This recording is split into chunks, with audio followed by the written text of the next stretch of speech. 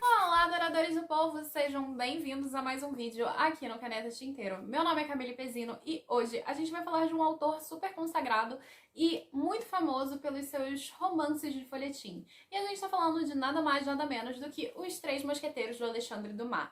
A gente já tem resenha por aqui, por exemplo, de O Conde de Monte Cristo, que eu vou deixar nos cards pra vocês. E esse livro aqui foi cedido em parceria pela editora Companhia das Letras, o selo Zahar, para nossa leitura coletiva Lendo Literatura Clássica. Então vamos fazer um breve resumo, uma breve análise e falar um pouquinho dessa edição. Então, vem conferir. Fazendo o resumo de Os Três Mosqueteiros. Eu tô gravando pela quarta vez porque todas as vezes eu ri quando eu fui explicar uma cena específica. Aqui a gente acompanha o jovem D'Artagnan. É um rapaz de 16, 17 anos que tem como sonho ser mosqueteiro. O interessante aqui é que o pai dele conhece o Treveillet, que é esse cara que é chefe ali da Companhia dos Mosqueteiros, e então ele escreve uma carta de recomendação do filho.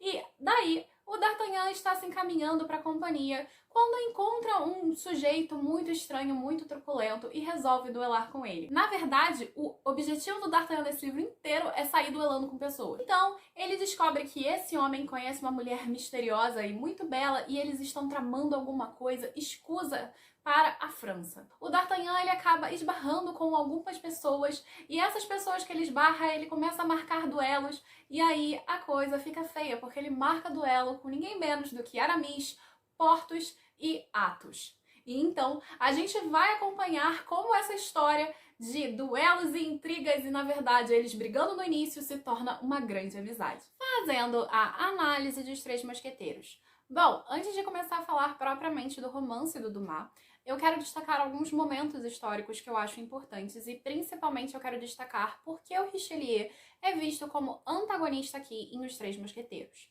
E isso é um aspecto importante para a gente tentar entender qual é a crítica que o Dumas traz nos Três Mosqueteiros. Por isso, eu vou fazer uma subdivisão de alguns momentos históricos e eu vou sinalizar para vocês esses momentos históricos para ficar um pouquinho mais fácil para entender, já que eles não vão ser dados para vocês em ordem cronológica. O primeiro momento histórico que eu quero comentar com vocês é o momento da criação dos Três Mosqueteiros, como história.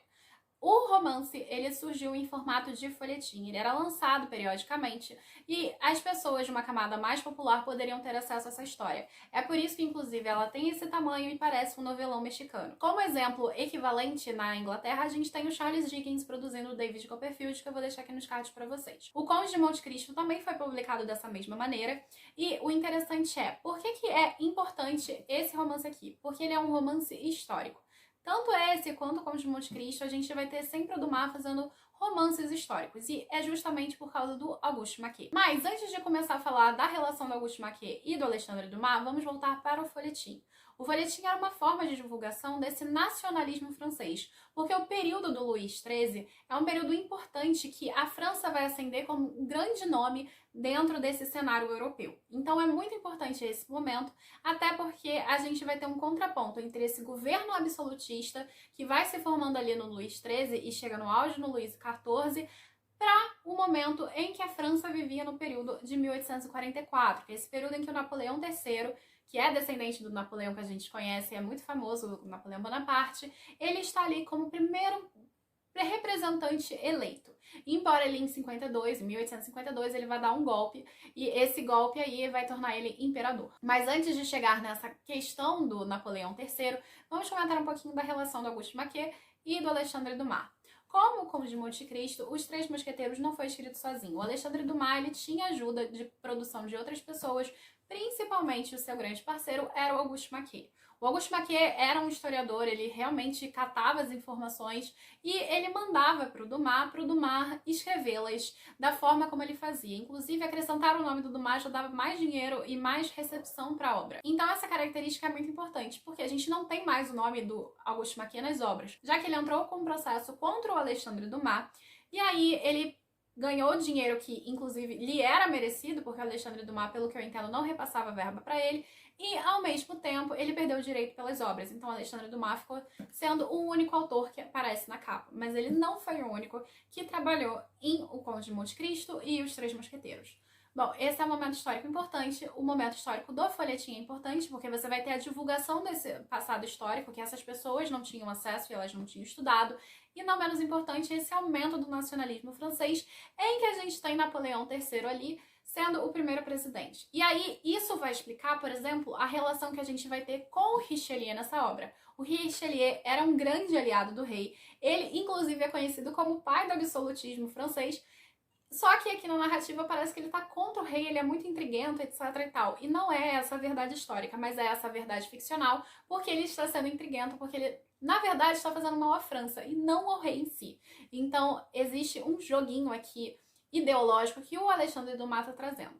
E aí a gente pode começar a falar sobre dois momentos históricos mais passados, que seriam os momentos históricos que estão acontecendo aqui. A existência dos mosqueteiros. Os mosqueteiros, eles surgiram como, de fato, uma companhia lá no governo do Henrique IV, que são 2 governos antes do Luís XIII. Eles surgem como a guarda real e eles têm um treinamento diferenciado. E o Alexandre Dumas e o Auguste Maquis acertarem muito em trazerem o D'Artagnan como protagonista. Porque ele tá ingressando nessa companhia dos mosqueteiros. Os mosqueteiros, eles são conhecidos com esse nome por causa do mosquete, que era uma arma de fogo que eles utilizavam, e não menos importante, eles usavam também a rapieira, que era uma espada longa, que parecia um florete, mas não é um florete, e eles usavam essas 2 armas, e eles eram treinados para tanto a arte da guerra quanto a arte da corte, que é quase como uma guerra também. Então eles eram muito bem treinados, eles sabiam lidar com as situações da corte e os traquejos sociais, e por isso eles podiam ter uma coisa chamada ascensão social.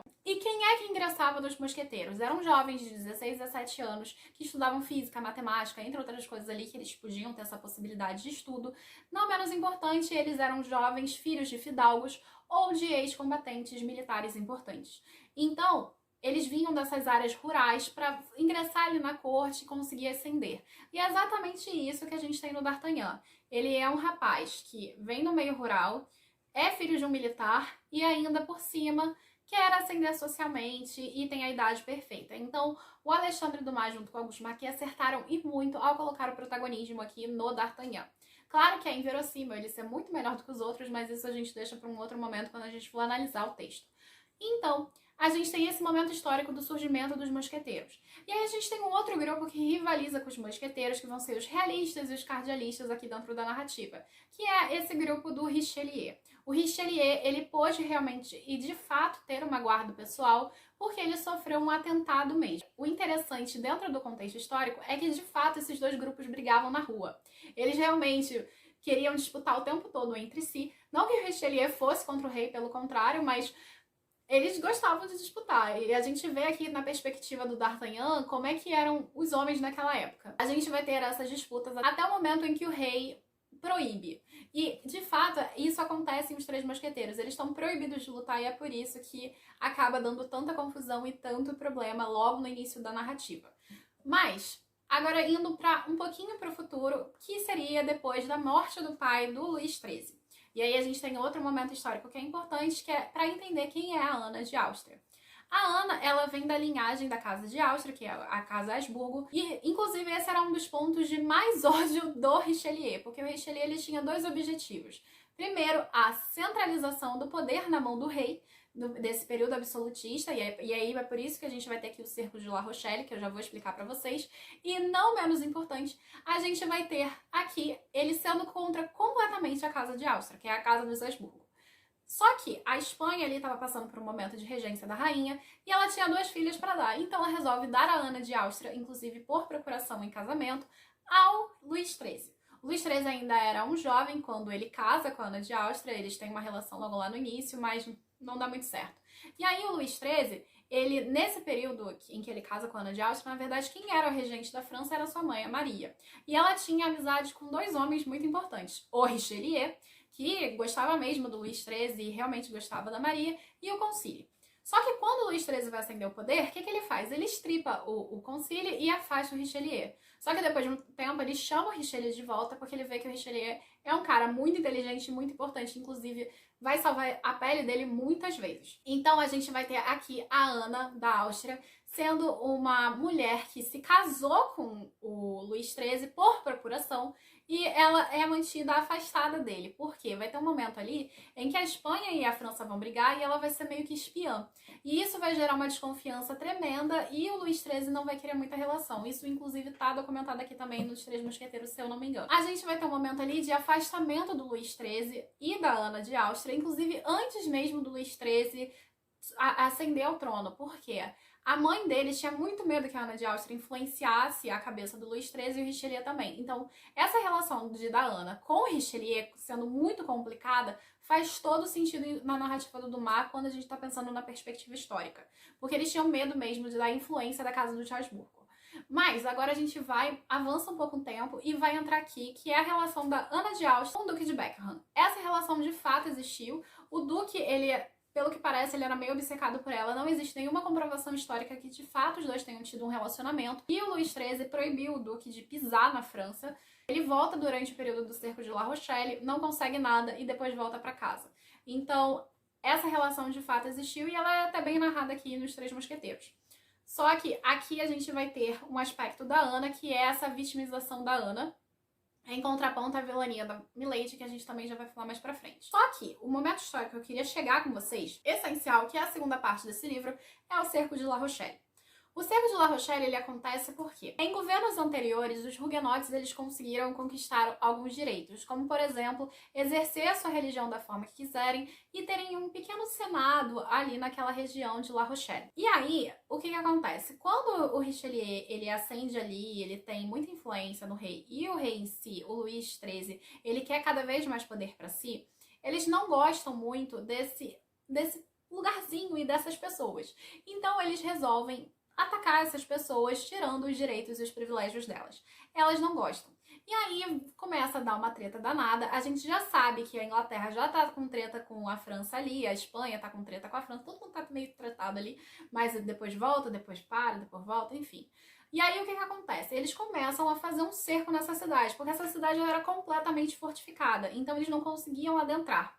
E aí os ingleses eles conseguiam inclusive fazer carregamento pelo canal, até o momento em que eles resolveram fazer tipo uma ponte, fechar a passagem e falar no more, só que em francês, né? Então, o que acaba acontecendo é que os ingleses, eles tentam ajudar ali no cerco de La Rochelle, como é apresentado aqui na narrativa do Dumas, e a gente tem esse momento que ele é muito importante porque é justamente uma população que eles tinham um senado, eles tinham uma religião diferente da do governo, e a gente sabe que a Inglaterra e a França, elas também tinham essa rivalidade, porque um lado era protestante e o outro lado era muito católico. E então, o que vai acabar acontecendo aqui? Vai ter disputa ideológica, religiosa e política entre a Inglaterra e La Rochelle e os franceses nessa época representados pelo Luís XIII e o Richelieu. Então, a gente vai ter uma diferença de percepção da França contemporânea do Dumas para esse momento histórico. Então, a gente vai ter o Richelieu como antagonista, porque principalmente absolutista, porque a gente vai ter aqui o Richelieu querendo uma centralização de poder. É por isso que eles atacam La Rochelle. Então, o que acaba acontecendo é o quê?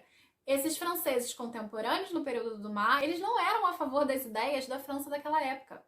Então, eles vão fazer esse antagonismo na figura do Richelieu. E, ao mesmo tempo, eles vão entender o seguinte, que o Richelieu e o Luís XIII fizeram com La Rochelle era muito errado. Por isso que a gente tem esse antagonismo apresentado em Os Três Mosqueteiros. Então, é uma crítica tanto à questão religiosa, à fundamentação religiosa, e não menos importante, ao absolutismo francês. Que, claro, vai dar muito renome à França, vai dar status à França, mas mesmo assim incomoda dentro desse período em que você já tem um período de voto, né? Você já tem uma percepção diferente da política e da realidade. Então é por isso que a gente fez um abarque histórico aqui para entrar no romance do Alexandre Dumas. Claro que eu falei muito brevemente porque já tem bastante tempo e eu acabei falando vários momentos históricos picadinhos e vocês podem fazer mais pesquisas aprofundadas disso depois.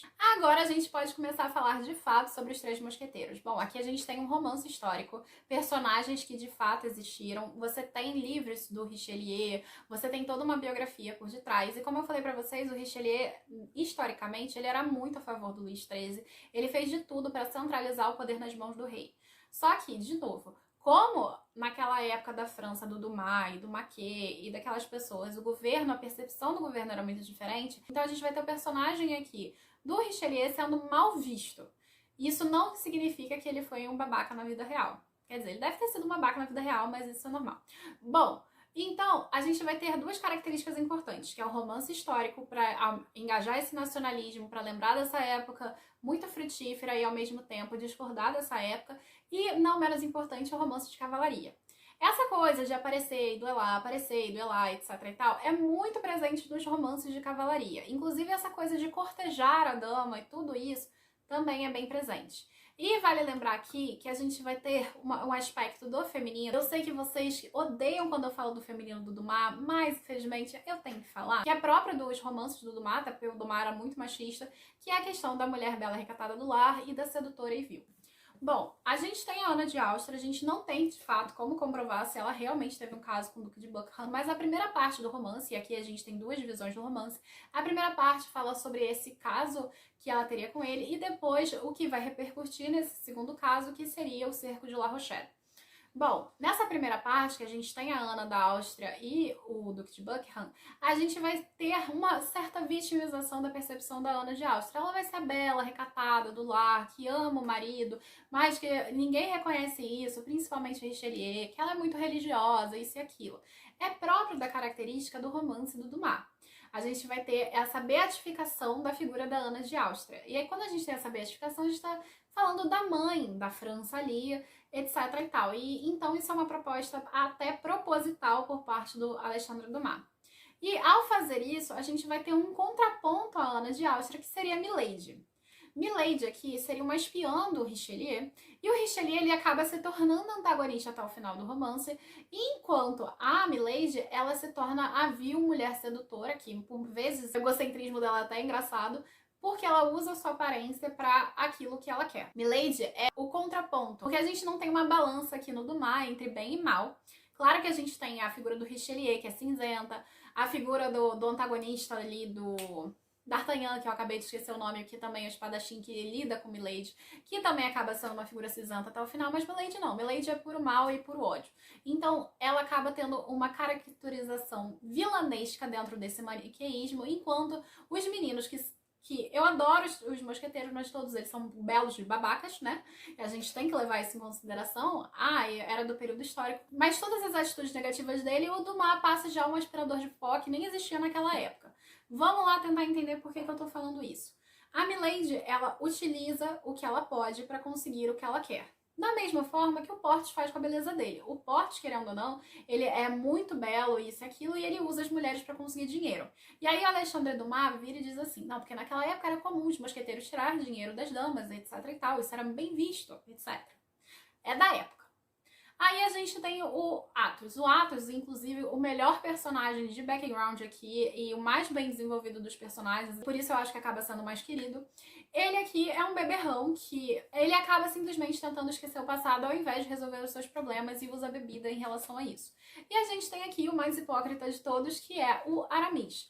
O Aramis aqui, ele entra como um personagem religioso, etc e tal, mas é um mulherengo de mão cheia. Então, querendo ou não, inclusive o Charles Sheen faz todo sentido. Querendo ou não, quando a gente tem aqui, dentro desse romance, a gente vai ter esses mosqueteiros como personagens muito cinzentos, mas todas as suas características negativas, o Dumas vai dizendo, porque era da época, porque assim era normal, porque tadinho deles, etc e tal. Inclusive o D'Artagnan e seu ímpeto para brigar com todo mundo vai sendo levado ao lado cômico, ao invés do lado terrível da coisa, porque querendo ou não, eles estavam tentando matar pessoas mesmo, inclusive tinha gente que morria e, então, morreu, né, poxa, que pena. Então assim, querendo ou não, quando a gente vê a figura dos mosqueteiros, são figuras cinzentas, mas que o Dumas diz, olha, tá tudo bem eles serem assim. Não é o caso que funciona com Milady. E ao fazer isso, gente, eu não tô passando pano pra todas as atitudes da Milady. Milady fez muita bosta, mas a gente não pode considerar que tem que ser 880.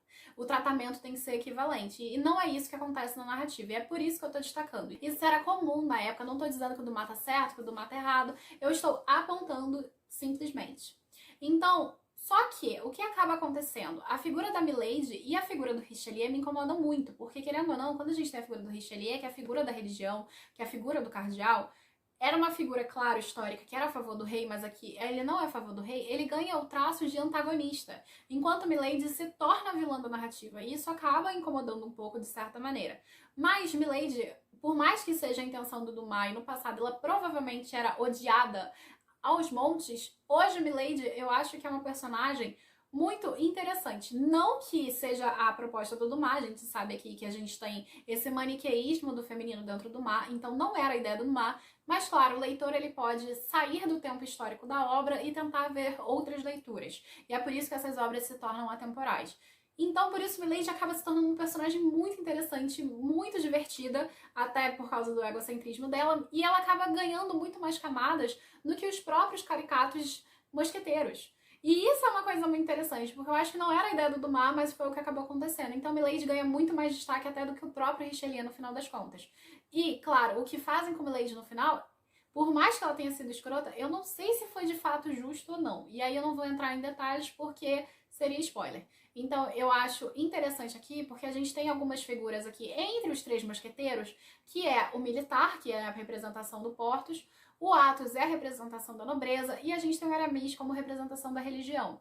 E a gente tem essa representação do outro lado também. Então é muito interessante como o Dumas ele vai trazendo essas características muito próprias de cada uma dessas classes sociais quando a gente está representando esses personagens, por mais caricatos que sejam. E eles são caricatos, de fato, por causa do romance de cavalaria.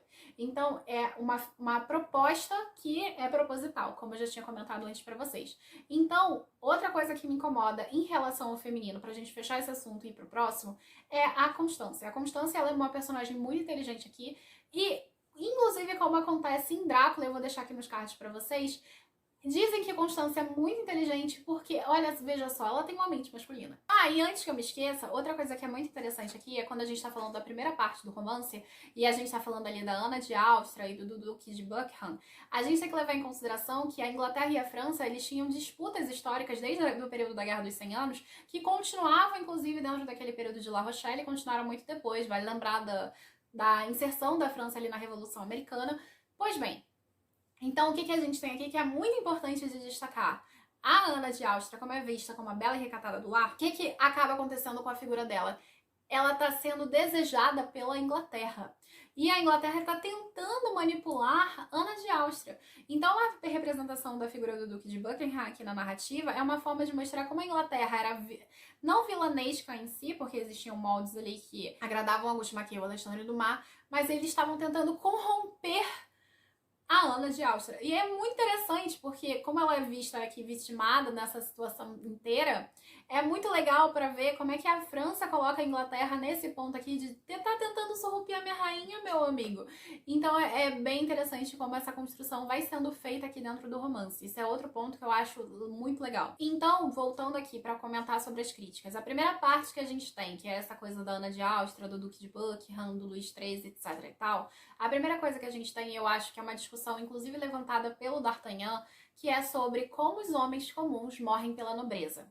E, de novo, a gente volta no momento que o Alexandre Dumas está escrevendo ali, 1844, que é aquele momento do Napoleão III, etc e tal. Então, é essa discussão sobre como os homens comuns morriam pela nobreza na primeira parte. E na segunda parte, claro que, continuando com isso, até porque o cerco de La Rochelle, muitas pessoas passam muitas dificuldades, morrem, etc e tal, a gente vai ter essa discussão junto com a questão da religião e do absolutismo. E aí a gente vai ter críticas muito legais aqui dentro da narrativa do Dumas e que eu gosto muito. O texto em si, ele tem muitas cenas engraçadas. A cena inicial ali que a gente tem do D'Artagnan e dos Três Mosqueteiros é incrível. É uma das cenas mais engraçadas, acho que eu já li na minha vida. A gente vai ter aqui também muitos momentos históricos pontuais que são interessantes para a gente conhecer a perspectiva e a história da França da época. Claro, lembrando que aqui a gente tem um filtro do Dumas, do Maquet e do seu período histórico.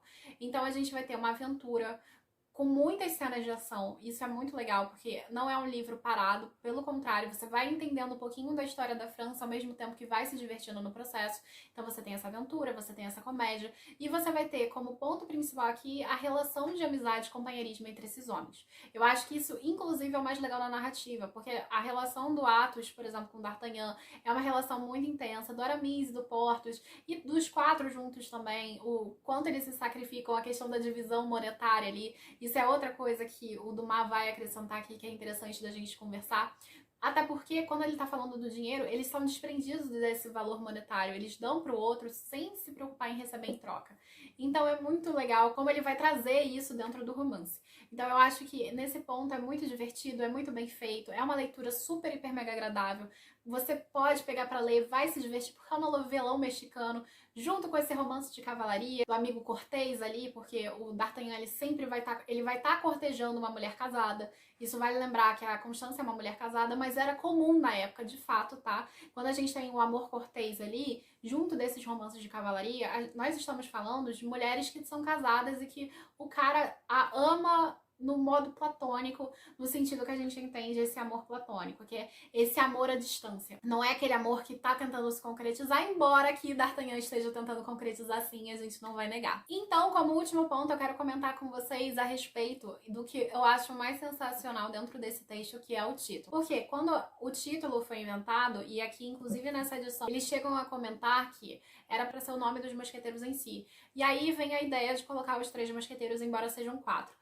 Primeiro, a gente pode tentar entender isso como uma ironia, e de fato é para trazer esse teor cômico. Segundo, a gente também pode entender que existe uma diferença muito grande entre o D'Artagnan e todos os outros 3. E isso aqui eu acho legal comentar, porque é muito inverossímil o D'Artagnan ser tão capaz do que 3 caras que já foram treinados há muito tempo nas artes dos mosqueteiros. E a gente já viu aqui, como eu comentei pra vocês, que eles estudavam muita coisa. E além de lembrar de todos os plot twists aqui dos personagens, a gente sabe que eles sabem muito. Então, esse contraste entre eles, inclusive, aparece no título. Mas esse aspecto irônico da narrativa é o que traz a comicidade mesmo. E até porque ele tá criticando sempre o passado o tempo todo. E, claro, talvez criticando o seu tempo presente também, porque Alexandre Dumas não é bobo.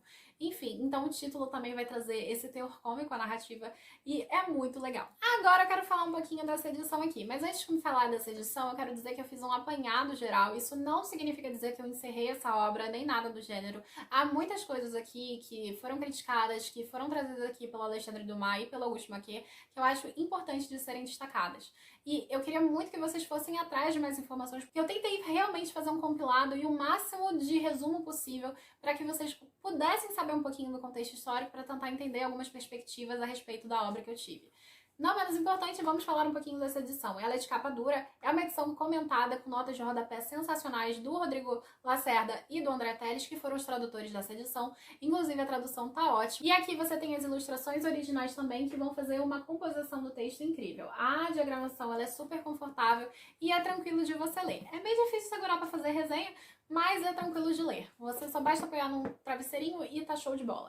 Enfim, essa é uma edição que eu super recomendo pra vocês, porque vocês vão aprender muito sobre história, inclusive sobre o próprio Richelieu. E eu, de novo, recomendo que vocês vão procurar algumas informações históricas para tentar entender tudo que o Dumas está trazendo aqui. Não só do tempo do Luís XIII, mas também do próprio Alexandre Dumas. Enfim, gente, é isso. Eu espero que vocês tenham gostado do vídeo de hoje. Não deixem de se inscrever no canal, ativar o sininho, curtir esse vídeo. Sim, vocês podem comentar. Camille, não importa que o Dumas é machista. Para de ser chata, mas eu vou continuar falando. Continuo adorando o autor, continuo lendo as obras dele. Adoro ambas as obras. Mas eu vou continuar falando isso. Sinto muito pra vocês. Não menos importante, você pode seguir a gente em outras redes sociais. g7inteiro.com.br para ver as nossas resenhas em texto. O nosso podcast é o QGCT e vocês podem conferir, por exemplo, o nosso podcast a respeito de O Conde de Monte Cristo. Não menos importante, você pode achar a gente para fazer parte do Lendo Literatura Clássica no @Grupo Caneta Tinteiro no Instagram e também pode procurar a gente enquanto a gente estiver fazendo lives por lá na Twitch, @Grupo Caneta Tinteiro. Não menos importante, você pode comprar esse livro ou qualquer outro na Amazon que você vai ajudar o Caneta sem pagar mais nada por isso e me aturarem falando mal do Alexandre Dumas, embora eu o ame.